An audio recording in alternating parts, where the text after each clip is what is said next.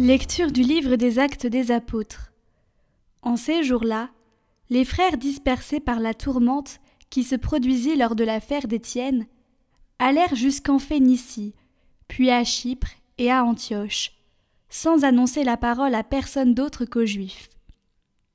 Parmi eux, il y en avait qui étaient originaires de Chypre et de Cyrène, et qui, en arrivant à Antioche, s'adressèrent aussi aux gens de langue grecque pour leur annoncer la bonne nouvelle.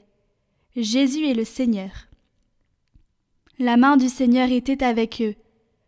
Un grand nombre de gens devinrent croyants et se tournèrent vers le Seigneur. La nouvelle parvint aux oreilles de l'église de Jérusalem, et l'on envoya Barnabé jusqu'à Antioche. À son arrivée, voyant la grâce de Dieu à l'œuvre, il fut dans la joie. Il les exhortait tous à rester d'un cœur ferme attaché au Seigneur. C'était en effet un homme de bien, rempli d'Esprit Saint et de foi. Une foule considérable s'attacha au Seigneur. Barnabé partit alors à Tarse chercher Saul. L'ayant trouvé, il l'amena à Antioche. Pendant toute une année, ils participèrent aux assemblées de l'Église. Ils instruisirent une foule considérable. Et c'est à Antioche que, pour la première fois, les disciples reçurent le nom de chrétiens.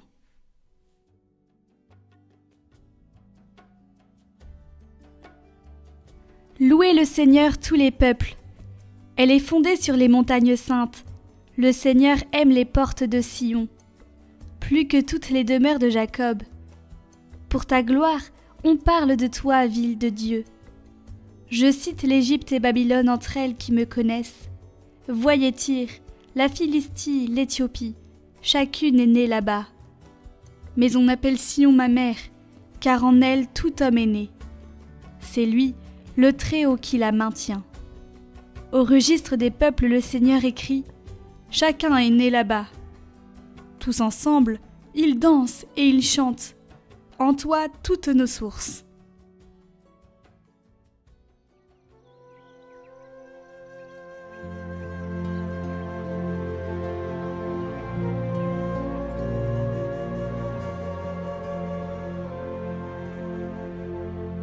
Évangile de Jésus-Christ selon saint Jean. On célébrait la fête de la dédicace du temple à Jérusalem. C'était l'hiver. Jésus allait et venait dans le temple, sous la colonnade de Salomon. Les Juifs firent cercle autour de lui. Ils lui disaient « Combien de temps vas-tu nous tenir en haleine ? Si c'est toi le Christ, dis-le-nous ouvertement. » Jésus leur répondit « Je vous l'ai dit, et vous ne croyez pas. Les œuvres que je fais, moi, au nom de mon Père, voilà ce qui me rend témoignage. Mais vous, vous ne croyez pas, parce que vous n'êtes pas de mes brebis. Mes brebis écoutent ma voix. Moi, je les connais, et elles me suivent. Je leur donne la vie éternelle, jamais elles ne périront, et personne ne les arrachera de ma main. Mon Père, qui me les a donnés, est plus grand que tout, et personne ne peut les arracher de la main du Père. Le Père et moi, nous sommes un.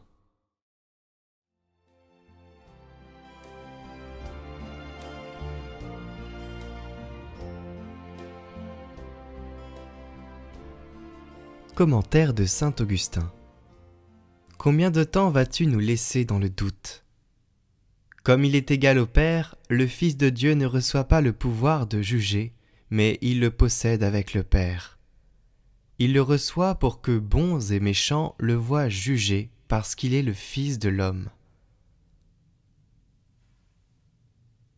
Voir le Fils de l'homme sera donné aux méchants eux-mêmes, mais la vision de sa divinité ne sera donnée qu'aux cœurs purs, car ce sont eux qui verront Dieu.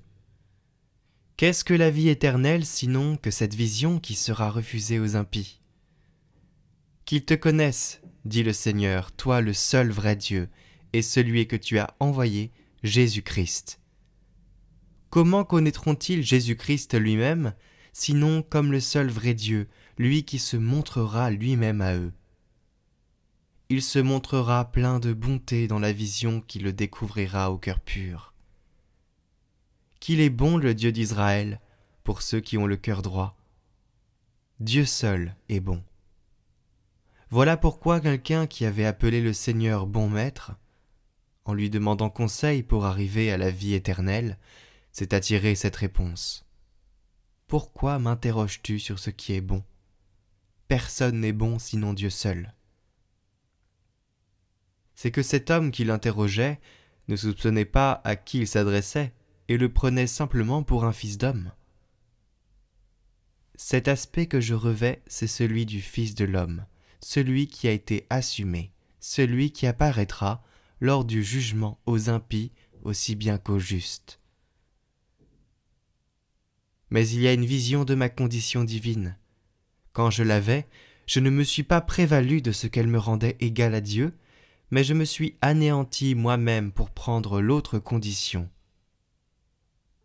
C'est donc lui, ce Dieu unique, Père, Fils, Esprit Saint, qui n'apparaîtra que pour la joie inaltérable des justes.